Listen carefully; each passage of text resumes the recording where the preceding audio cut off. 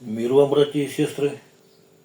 Вот очередной такой нож сделали. Это вот попросили без ножен сделать. Ну, в общем, такой вот примерно. Рукоять совель березы. Монтаж почти через весь хвостовик. И вот приступим к испытаниям. Рог лося.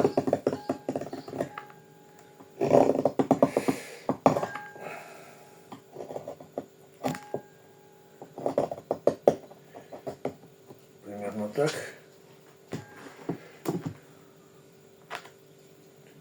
Это вот кожа лося тоже такая.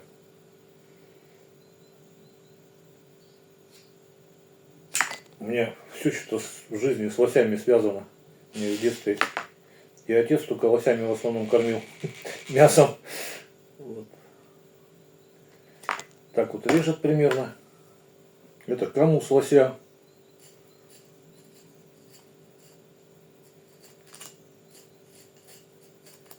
Видно, да, как бреет примерно.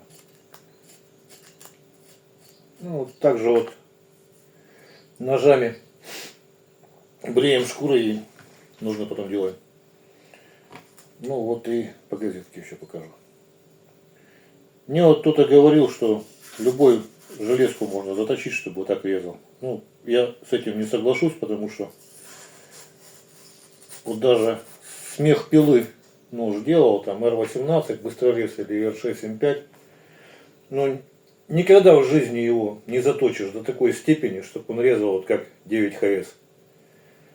Так, правится нож вот так, по плоскости, со стороны дола. Ну, желательно его на что-нибудь вот так положить, чтобы не порезаться. И по плоскости вот так вот. С обратной стороны только заусенчики вот так подобрать. И смазывать не забывайте. Смазка такая у меня продается, если что, обращайтесь.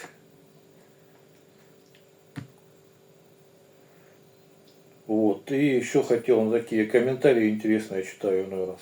Там кто-то пишет, что вот нож главное, чтобы не ржавел. Ну, тогда лучше купить нож вот пластмассовый, знаете, как раньше пластилин резали. Вот он точно не ржавеет никогда.